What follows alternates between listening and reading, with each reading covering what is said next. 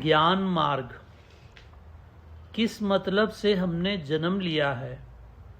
क्या इसका अर्थ धन प्राप्ति, संतान उत्पत्ति, घर बार बनाना, ऐश करना है? हम कौन हैं? कहाँ से आए हैं? कहाँ जाना है? साधना में संकीर्तन की बड़ी महिमा है। आत्म संकीर्तन से बढ़कर नाम सिमरन है। नाम सिमरन से बढ़कर है जप। जप से बढ़कर है ध्यान, और ध्यान से बढ़कर है विचार। विचार सबसे श्रेष्ठ है।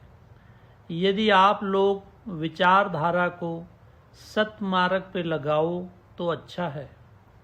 विचार हमें असत से छोड़कर सत की ओर ले जाता है।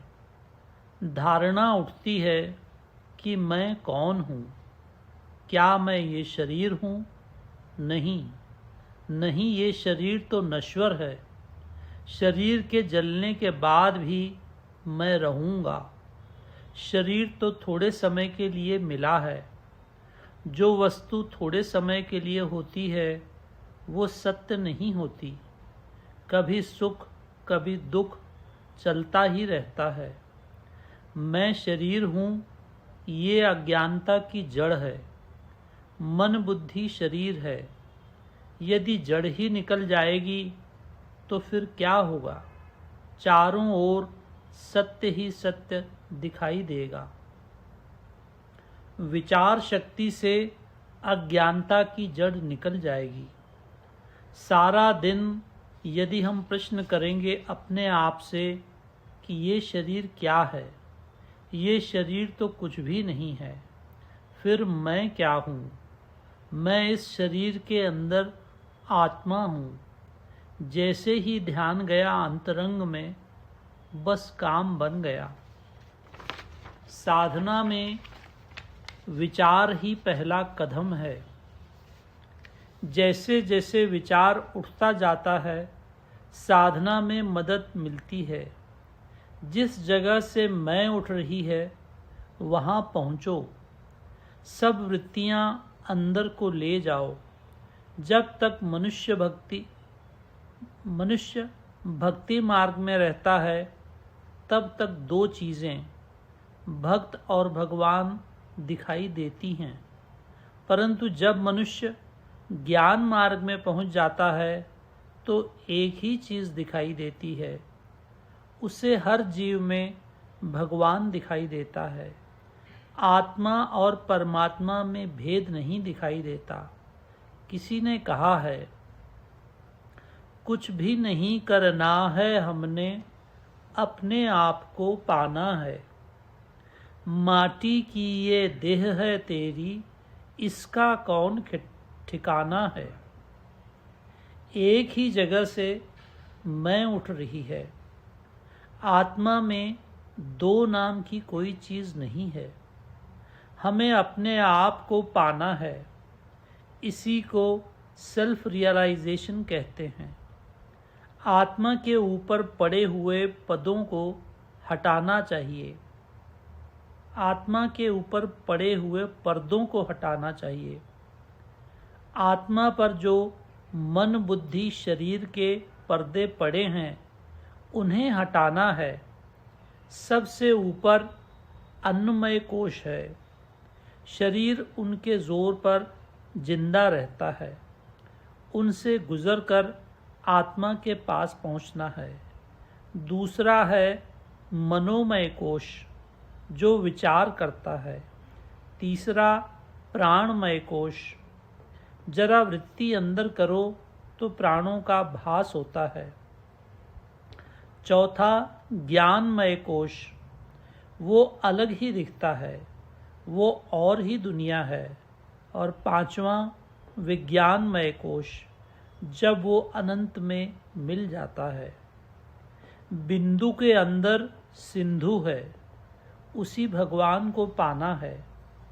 पुस्तकें पढ़ने से गुजारा नहीं होता।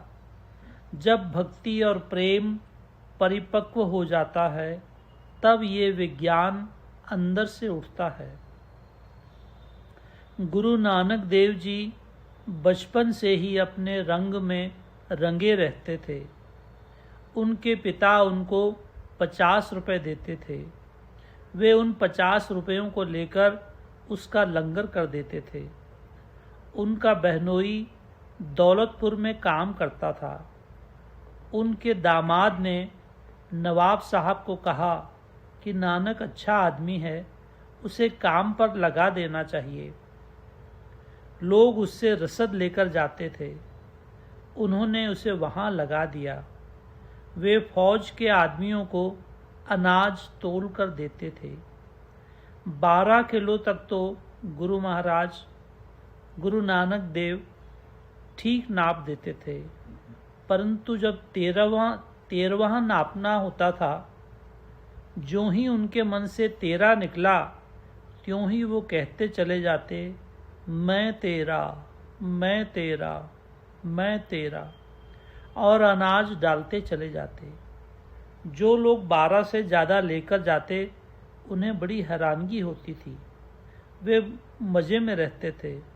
रोज़ वहाँ पर यही तमाशा होने लगा। बात फैलते फैलते देर न लगी। एक दिन नवाब के कानों में ये बात पहुँच गई। नवाब को जब पता लगा तो उसने बहनोई को बुलाया और दोनों छुपकर देखने लगे कि अनाज कैसे तोला जाता है। वही बात हुई। जब 13 आया, वहीं उनके होश गुम हो गए। नवाब को गुस्सा आया, परंतु जब स्थिति देखी तो मन पसीज गया। उसने वजीरों से कहा कि अनाज की चेकिंग करो।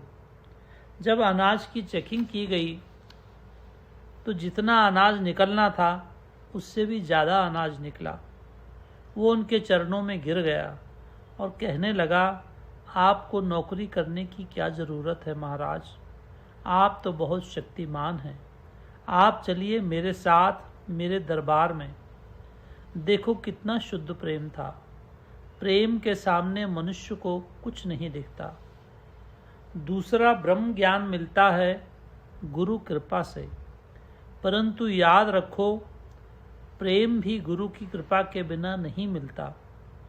ज्ञान पाना ही अंतिम अवस्था है, इसलिए अनेक जन्म लग जाते हैं इसे पाने को। जिस वक्त विचार उठा कि मैं कौन हूँ, उस दिन सोचो कि फोड़ा फट गया और पस निकलनी शुरू हो गई। सोचो कि अब बीमारी ठीक होने लगी है। जब शरीर को ही महत्व नहीं दोगे तो धंधे किसके हैं, रिश्तेदार किसके हैं? किसी ने मार दिया या किसी ने मान दिया, कोई फर्क नहीं पड़ता। एक बार रामदास जी जब रेलवे से बाहर किसी दूसरे शहर जाने लगे, तब वे रेलवे स्टेशन जाकर गाड़ी में बैठ गए। 3rd क्लास का डब्बा था। उन्हें छोड़ने आए लोगों ने हजारों की संख्या में मालाएं पहनाई। गाड़ी चल पड़ी।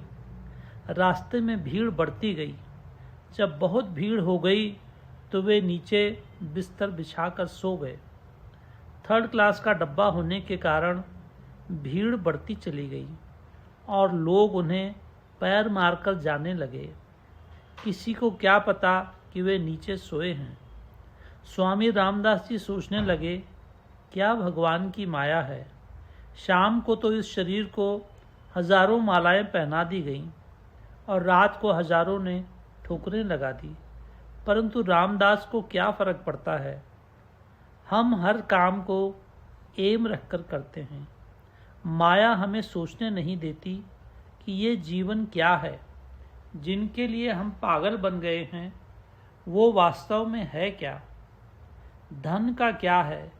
पिछले कई जन्मों में हम कितना ही धन छोड़कर आए हैं और हर जन्म में छोड़ते जाते हैं।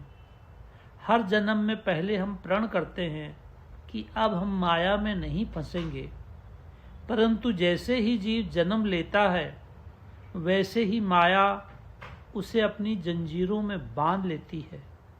ये फांसी तब छूटती है जब सच्चे सतगुरु मिलते हैं। कितनी भी साधना कर लो, बिना गुरु की कृपा के कुछ नहीं बनता। आखिरी स्टेज में तो साधना भी काम नहीं देती, शुद्ध पवित्र प्रेम से ही बात बनती है। यदि काल कोठरी से निकलना है तो प्रेम क्यों न किया जाए। संसार का रास्ता पहले प्रिय लगता है, फिर अप्रिय लगता है, परंतु अध्यात्म का रास्ता पहले अप्रिय लगता है, फिर प्रिय लगता है। विचार शक्ति सबसे ऊंची है। विचारधारा को पानी का बंद कहते हैं। उसकी दो धाराएं हैं, एक संसारी, दूसरा आध्यात्मिक। संसार की धारा को बंद करो। महाप्रभु के एक शिष्य थे, जगदानंद जी महाराज, पुरी में रहते थे। 500 रुपये पिता से लेकर भंडारा करते थे। वे जगन्नाथ जी का प्रसाद लेकर अपना राम नाम लेते थे। वो भी उन्होंने त्याग दिया और 5-7 दिनों से वे चावल सड़ जाते थे, जिन्हें भोग लगाया जाता था। बहुत सारा तो बिक जाता है, परंतु जो नहीं बिकता और सड़ जाता है उसे फेंक दिया जाता था, जो कि वे जानवरों को डालते थे। वे उसे उठाकर धो लेते और उसे चबाकर अपना पेट भरते थे। इतनी इंतहा भक्ति की, उनकी इतनी महान त्याग उन्होंने किया। वे इतने शर्मीले थे। महाप्रभु ने उनसे पूछा कि आप क्या जानना चाहते हो। उन्होंने कहा, महाराज, मैं ये जानना चाहता हूँ कि ज्ञान का मार्ग क्या है।